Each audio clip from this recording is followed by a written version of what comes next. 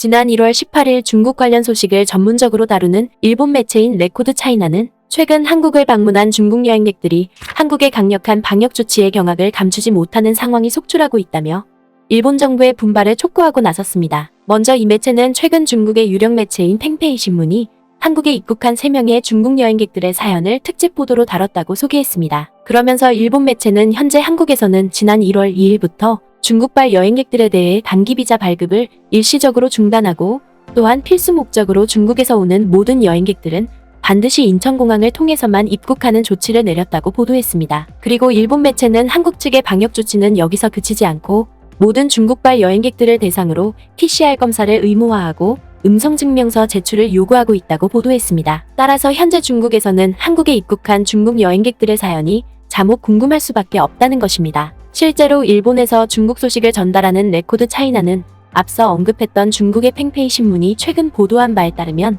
한국 측의 조치가 비과학적이라던 중국 정부와 중국 네티즌들의 터무니없는 왜곡과 다르게 한국의 방역 대처는 매우 철두철미할 뿐만 아니라 격리시설을 포함한 모든 방역시설 또한 매우 뛰어난 것으로 밝혀졌다며 크게 감탄했습니다. 20세의 정 씨는 지난 4일 한국을 경유해 영국에 갈 예정이었다. 오후 3시 반경 인천공항에 도착하자 직원이 노란 폐차를 건네며 목에 걸라고 했다. 중국에서 오는 비행기라면 서양인을 비롯해 모든 외국인도 똑같이 요구받았다고 한다. 얼마 후 노란 폐차는 어디로 갔느냐는 한국 방역요원 질문에 손에 들고 있다고 대답하자 왜 목에 걸지 않느냐며 따끔하게 질책했다. 또한 지난 8일에 한국에 입국한 29세의 심 씨가 중국 매체와 가진 인터뷰에 따르면 한국의 격리 숙소는 당초 중국 네티즌들이 심각하게 왜곡했던 것과 다르게 매우 청결하고 안락했다는 것입니다. 대기하고 있던 격리 숙소는 심 씨가 생각했던 것보다 환경이 좋았다며 인터넷상에서 말하는 것처럼 침대도 없는 작고 어두운 방에 내몰린 것은 아니었다고 말했다. 뒤이어 남편이 일하고 있는 한국을 방문하기 위해 자녀 2명과 항저우에서 출발했다는 37세의 혀 씨 또한 마찬가지로 한국의 방역 대응이 매우 훌륭했다며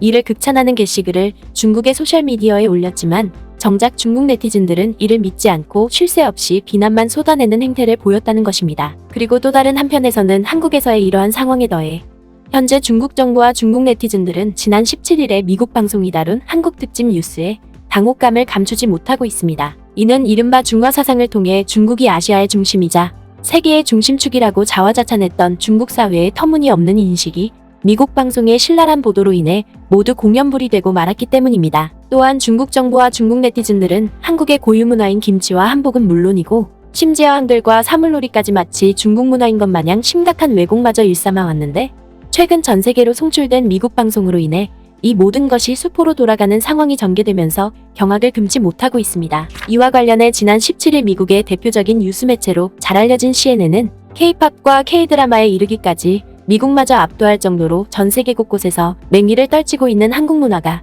기업과 언어 분야에서도 중국어마저 밀어낼 정도로 사상 최고의 위상을 과시하고 있다며 매우 크게 탄복했습니다. 이와 관련해 이 매체는 거두절미하고 이런 표현까지 마다하지 않았습니다. 한국어를 배우기에 이보다 더 좋을 때는 없었다. 그러면서 CNN은 많은 사람들이 한류라고 부르는 세계적인 현상을 반영하면서 한국어 또한 마찬가지로 세계에서 가장 빠르게 성장하는 언어로 자리 잡고 있다고 보도했습니다. 이는 글로벌 언어학습 애플리케이션인 듀오링고가 최근에 발표한 연례 보고서에 따르면 지난해 세계에서 7번째로 많이 학습된 언어가 다름 아닌 한국어였다는 것입니다. 특히 CNN은 개별 국가들만 놓고 보더라도 이미 필리핀을 비롯해 몽골과 부탄에서는 한국어가 가장 많이 학습되는 외국어로 급부상했고 태국과 인도네시아를 비롯해 파키스탄에 이르기까지 남아시아와 동남아시아의 대부분 국가에서는 한국어 학습이 대유행으로 번짐에 따라 조만간 2위 자리를 박차고 1위 자리를 차지할 것으로 전망된다고 보도했습니다. 뿐만 아니라 이 매체는 공교롭게도 많은 인구 덕분에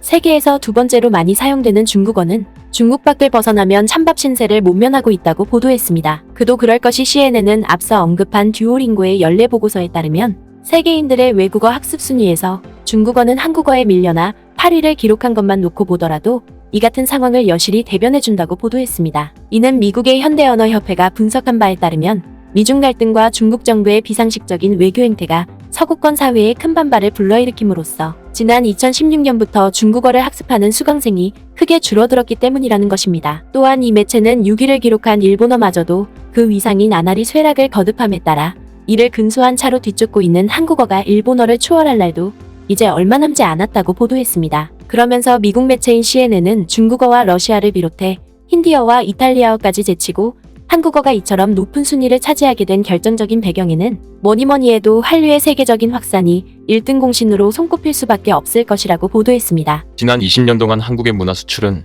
K-팝과 TV 드라마를 비롯해 미용 제품과 패션, 그리고 식품에 이르기까지 전 세계를 휩쓸고 있다. 한국은 세계문화 강국이 되었고 이에 발맞춰 옥스퍼드 영어사전은 2021년에 우리는 모두 한류의 정점을 타고 있다며 한국어에서 유래된 단어를 20개 이상이나 추가했다. 뿐만 아니라 이 매체는 한류의 거센 돌풍은 한국에 대한 세계인들의 이미지마저 순식간에 바꿔놓기에 충분했다고 극찬했습니다. 바로 한국을 떠올렸을 때 더 현대적이고 더 진보적이며 더 시장적이고 더 멋질 뿐더러 더 세련되게 인식된다는 것입니다. 때문에 이 매체는 그동안 서구권 언어 외에 다른 언어를 좀처럼 배우지 않으려던 미국에서조차 한국어를 배우려는 미국 학생들이 기하급수적으로 늘어나고 있는 상황이라고 보도했습니다. 미국 현대언어협회가 분석한 자료에 따르면 미국의 고등교육기관에서 한국어 수업을 듣는 수강생은 2002년에 5,211명에 불과했지만 2016년에는 14,000명으로 급증했다. 2017년에서 2021년 사이에 한국어 과정을 등록한 컬럼비아 대학생의 수가 50% 증가했다. 그리고 옥스퍼드 대학의 현대언어 대학위원회에 따르면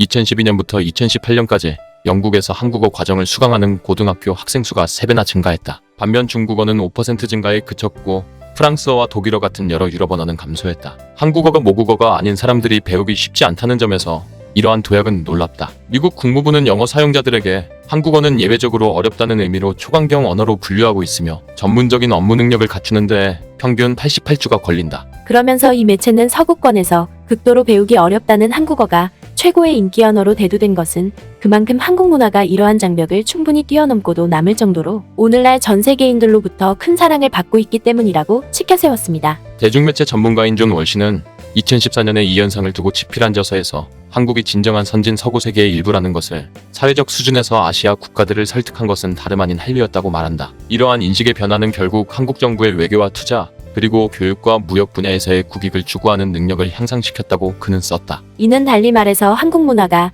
이처럼 전 세계인들로부터 세련되고 멋지게 보일 수 있었던 것은 한국 국민들과 한국 정부의 남다른 고군분투가 있었기 때문에 가능했다는 것입니다. 특히 이 매체는 지난 10년 동안 한국 정부는 한류의 급상승에 발맞춰 2017년에 수십 명의 한국어 교사를 태국에 파견한 것처럼 해외 각지에서 한국어를 널리 보급하기 위해 수많은 한국어 교사들을 해외에 보내왔다고 보도했습니다. 뿐만 아니라 이 매체는 한국 정부의 노력 덕분에 라오스와 미얀마를 비롯해 태국에 이르기까지 이미 세계의 많은 국가들에서는 한국 교육부와 맺은 협정에 따라 한국어를 공식적인 외국어 교육 과정으로 채택하고 있다고 전했습니다. 심지어 CNN은 한국 정부가 한국어 교육을 위해 세계 각지에 설립한 세종학당 또한 무려 244개에 달한다며 크게 감탄했습니다. 그러면서 미국 매체는 문화적인 요소든 비문화적인 요소든 오늘날 전 세계의 많은 이들이 한국어를 배우기 위해 엄청난 공을 들이고 나선 것은 그만큼 한국의 위상이 선진 인류 국가와 강대국의 위치에 올라섰기 때문이라며 아낌없는 찬사를 쏟고 나섰습니다. 결국 미국 매체의 이러한 보도는 약소국이라는 굴레에서 벗어나기 위해